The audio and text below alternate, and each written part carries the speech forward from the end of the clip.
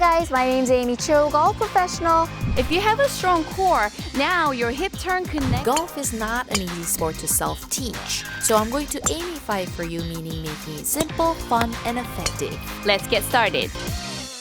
Hi guys, it's Amy, your golf coach. Welcome to Mental Game Series. Anger isn't the only emotion that's going to affect your mental game. There's several different emotions that get involved. We just have to learn to control those.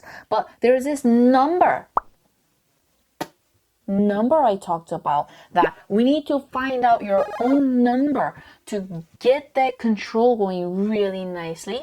So curious what it is? Let's find out. Subscribe, like, comment down below how your mental game is going. Now, back to the lesson. You have to know your mental state when you perform the best. So this number really is your energy level or emotional level, whatever you want to call it. I call it the emotional number, but some people tend to not like that, so I decided to go with the energy number. So we pick out your energy level number, and now we have what to go off of.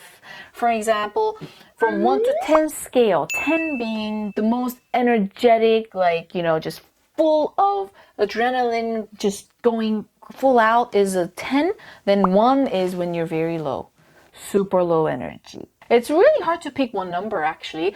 For me, I would say my number is right at 6. Sometimes 7, but 6 is my best emotional state. At 6, it's just slightly above that neutral line of number 5. So there's a little bit of energy there.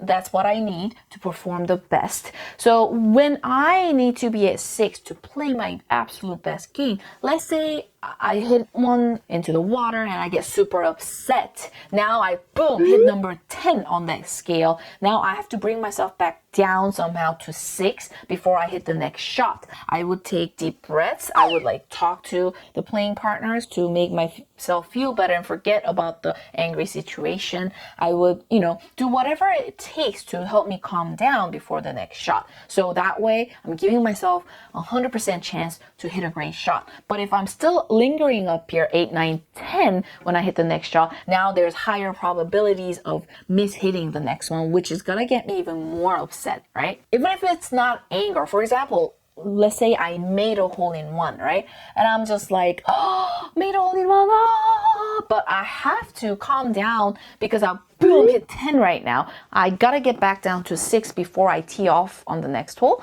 If I'm up at 10, even though it's a happy feeling, I will probably have higher chances of missing the next one. And now you're gonna go down, all the way down on that scale. So that's no good. If I know my number, I can always find a way to get back to my ultimate energy level number so I can give myself the best chance to perform the best. Now let's go the other way. You hit rock bottom. You're just having a terrible day. You don't feel like being out on the golf course anymore. You just want to pack up and go home, and you got more than 10 holes left. You're like, oh my gosh. Then now you got to pick yourself back up. Everybody's ways are different. What I usually do is usually when I play 18, I divide 18 into 3 holes. So I have 6 games going on. I try to usually shoot 1 under par for every 3 holes. So I would end up with 6 under par. That's my goal. When I'm super down, I gotta pick myself back up. I would play games, For example, okay, so when I play in a golf tournament, week before and during the week of the tournament, I don't allow myself to eat chocolates. But I love chocolates. I can live on chocolates, right? But I just, over the years, I felt like whenever I eat chocolates during the tournament week or week before, that's when I perform the best actually, because physically I'm very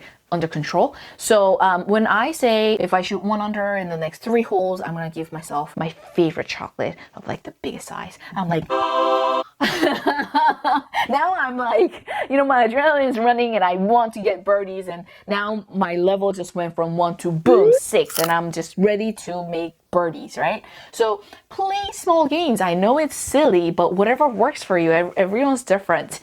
If you don't know where to start from, play my game. 3 holes, 1 under. Say you get something that you like. Doesn't have to be chocolate.